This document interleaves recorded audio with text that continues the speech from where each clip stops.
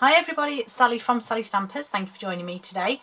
Today I am bringing you my, don't actually know what I've called it, tea and biscuits favour I think. I was very honoured that the day after we had our on-stage event, we had a wonderful day of crafting with my fabulous upline, Sam Pootles, and lots of other crafty friends of mine. And I'm sure, even though this is coming out to you afterwards and I'm filming it before, I will have had an amazing time because I always do, and I love getting together with all of my crafty friends.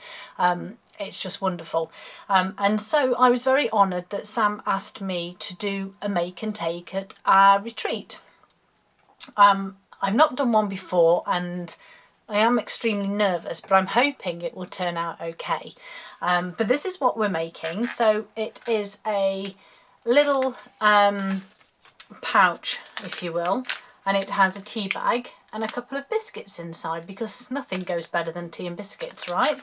So I saw something like this on Pinterest, tried to make it and I just couldn't get it to work properly. So in the end, I just decided to go with my own design.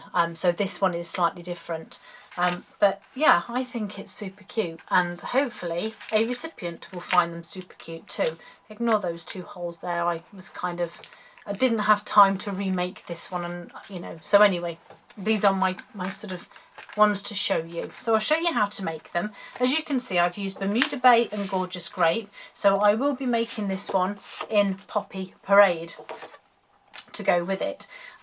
The reason being is because I wanted to use these coordinating ribbons, which are the gross grain ribbons, and they're just the right thickness as well, I think, for these projects. So let's get ahead and make them. You may have noticed that this piece of card already has the score lines on.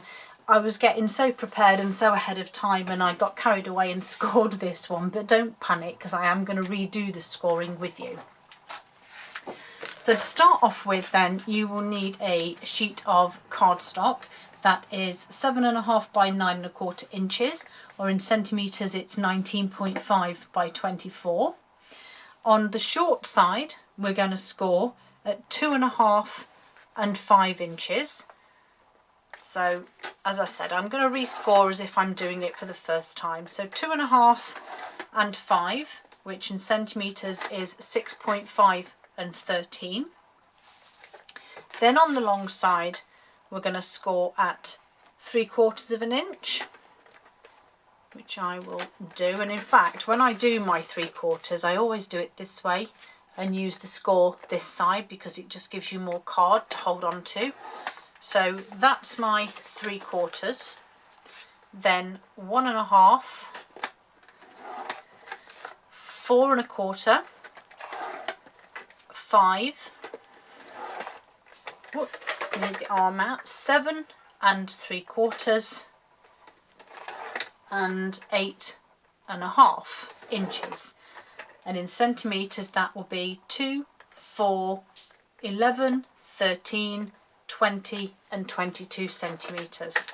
So you will be left with this grid-like effect on your card, if you can see it. There we go.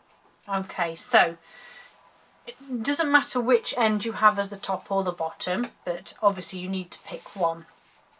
So I'm going to pick this as my top. So again, if you can see, I've got 2 score lines at the top here and my 3 panels. You need a ruler and your scoring tool. And if you sort of work your way from the top, we have a thin panel, and a larger panel.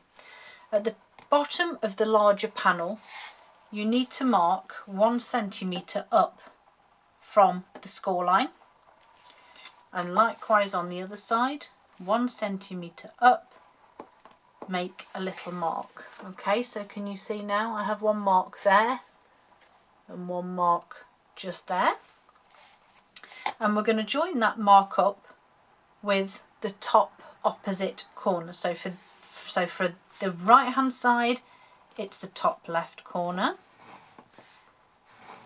and on the opposite side it will be the top right corner to that mark.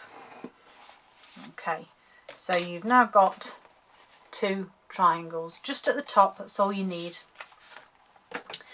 Now we're going to cut before we do any folding and burnishing, which is quite random, but we don't need to do it all at this stage. So to start off with, I'm spinning my card back round, so those diagonals are now at the bottom, and I'm cutting away the 2 oblong pieces. Okay, so those 2 bits are cut away, and the same on the opposite side. Just cut those away and then rotate it back round, so you've got that piece is now at the top, and we're going to cut up this score line here, and we're going to go up 2 score lines, past the 3rd score line, and basically up to your horizontal score line, and then we're going to cut across all of that. Keep hold of this because you will want it. So we now have that shape. This side we're going to cut all the way up exactly the same as the other side, so all the way up to that 3rd score line. However, this time we're cutting down 1 score line. Okay, so you now have this shape left. Okay, so now what you want to do is turn it on its back, if you like, and we're going to fold the triangular parts in. Get your bone folder and give them a real good crease. Likewise on this one. Good score. Okay, now what I want to do is stamp on these bottom triangles here, and I've actually gone with Perennial Birthday. I love this stamp set and I love these little flowers, and I've simply gone with this larger flower and that little sprig of flowers there. So I'm just going to grab my blocks. Will that fit? Yes, it will. So I'm just going to grab my blocks there, and I have some, where's it gone? There it is. My Poppy Parade ink. And so with one of these pieces that you've cut off, you can line it up with that score line. So when you stamp, you can just stamp up to the edge without it going onto your card or onto the back. And I'm going to do exactly the same this side. I think I need some re-inker in this.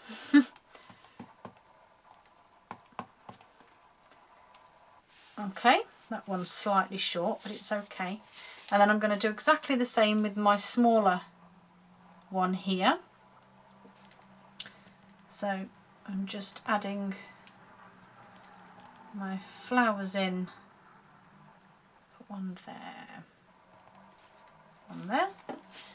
Back round again, and the same again, just adding some flowers into the gaps. There we go. That's that piece done. Let's just get rid of that for a moment. Okay, so back over again now, and with my wet glue I'm just going to adhere this top triangle down.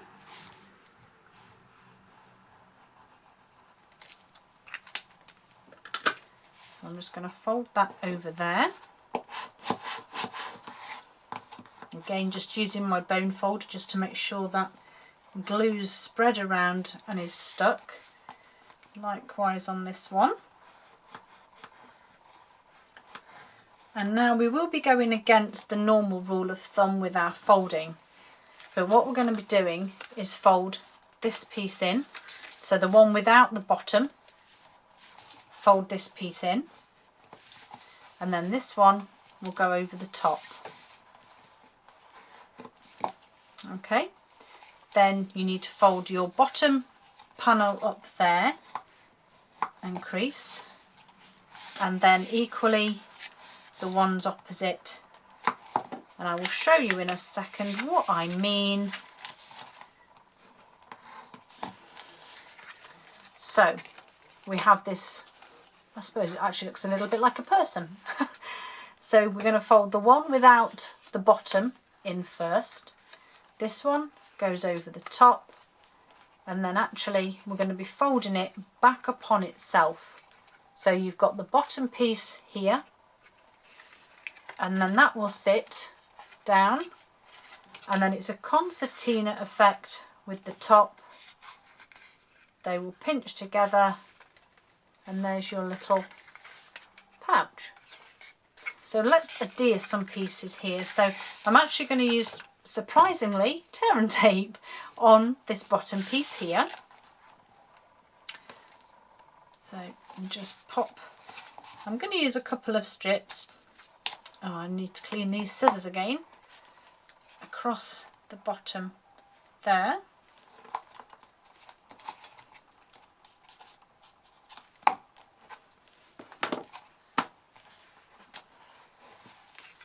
And then just take, have I got my piercing tool to hand? There it is. So I'm just going to take the backing off these.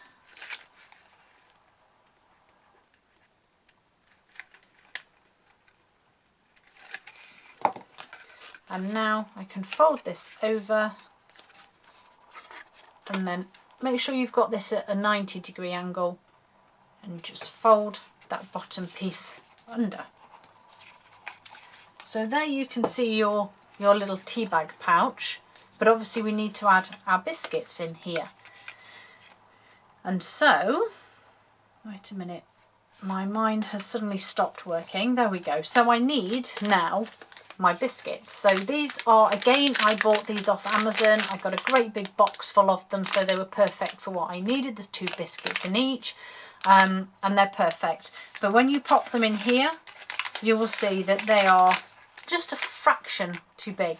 So all I did to overcome that was just fold a very small corner in on both of the top pieces. So if you can see, just folded these top corners in slightly, and then on the top bit here, that's where they're going to sit. Okay, so line it up as best you can with the top of your pouch. Okay, so the biscuit sat inside there, and I have the seal of the biscuit inside. And then it's handy if you push the sealed part of the biscuit down a little bit, because obviously we're now going to punch through the paper and the biscuit packaging. And if you punch through, say, this part here, your biscuit's going to go soft. Unless you're giving it away very quickly, make sure that you're punching on the sealed part. That way then you're not letting air into your biscuit and they won't go soft. So over to the right hand side, I'm punching one hole punch there, and the other is going to go this side. Make sure you get one of these, because these are the ones that aren't going to be coming into the annual catalogue. Once they're gone, they're gone. So you need to get one of these handheld punches, because they are fabulous. And then, foolishly, I'm going to grab a clip here to hold that in place, because I didn't do my ribbon. So I have the beautiful gross grain ribbon. This is the Poppy Parade, and you roughly need about, give or take, 15 inches. And what I would also suggest is that you cut your ribbon to a point, or as close to a point as you can, on both ends. And this is why. When you come to thread this, it's seriously fiddly. Now you can either cut a point and push that point through, and then if you've got nails or tweezers you can pull the end through. Alternatively, if you struggle to do that, and the other option is to get your scoring tool get the end that you want going through and push it through the hole. And again, you kind of have the same effect of pulling it through. Make sure the back's nice and flat and it's not all twisted. I'm going to leave that clip on there because now we're going to spend 3 hours tying a bow. Yes, I am one of those, and it's taken me so long. Honestly, it drives me nuts the time it takes me to tie bows. I'm actually hoping silently that there's a bow maker in the new annual catalogue, because I think that would make some people's lives a lot easier. Certainly mine, because look at this. I mean, that's ridiculous, isn't it? I have this crazy piece sticking out here. It's not central, it's not nice, but I'm going with it because I don't have enough time to faff about with this, as I said, for 3 hours. So I'm just going to trim those bits off. Okay, so crazy bow, take that clip off. Right, tea bag. Pop my tea bag in this front pouch here. There we go. And so the last bit now is to just decorate it. And so I'm using Label Me Pretty, which I love.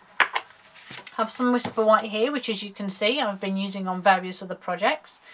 And so I'm going to use this one. Now obviously if they're handmade biscuits you could use that one. But I want to use the one with the edging, and you will see why in just one moment. So Poppy Parade, beautiful ink, stamp on there. Oops, no, I do need that again. Just give that a quick wash. And then I want to go with You're the Best, I think. Now I want to try and line this up so that it stamps straight. Oh, wonderful. I think that's the first time that's actually stamped straight, but I'll make out that I did it on purpose. So remember you saved one of those bit of cutouts. In fact, you saved both of them. So the first one we used to line up for our stamping. This time I'm going to use it to punch out one of my pretty label punches. And then because I've done this at a silly angle now, can't get my punch in there. Then I'm going to punch this out. And the reason I wanted that edging on that is because I'm actually going to fussy cut this now. You think I'm mental, I've just punched it. Why am I fussy cutting? Because I want it to lie within this one. And so if you, and this really doesn't take any, let's have a look, what are we on? 1812. So let's see how long this will take me to cut this out. And I'm not being particularly careful. I mean, obviously you need to go fairly slow. You can't just go cutting anyhow. But I bet it'll take me a minute, maybe less than a minute. But you're just literally following that border that's on the stamp. And as I said, you can see I'm not, you know, I'm okay, I'm going relatively slowly, but I'm not being super careful. And just, oh, there's a butterfly flying into the window. As in, into the glass. How strange. There. Oh look, 1907, so less than a minute. And I've got that cut, so now will sit nicely on that punch. So grab my snail and pop that onto that punch. And then I'm actually going to use some glue dots on this. So one at the bottom and just one at the lower ends of that scalloped part, you see there. And this is now just going to sit on the top, just there. So now you can't see the glue dots, but that sat nicely on the top there. Get down, Mr. Bow. And then if you wanted to add some decoration to the front, I'm using some of the lovely Poppy Parade, or should I say the Brights DSP. And then I have my 2 scalloped circle punches, so 1 3/8, 1 1/8, and 1/2 inch circle punch. And then I'm simply just flipping the DSP over so I have spots, then stripes, and then finally the spot, and then this will go onto the centre there, and there is my tea and biscuit favour. I hope you'll have a go at making these, and I hope that you maybe receive one on stage, at our retreat. If you do, enjoy the biscuits and enjoy the cup of tea. Hope to see you all again soon. Have a great day.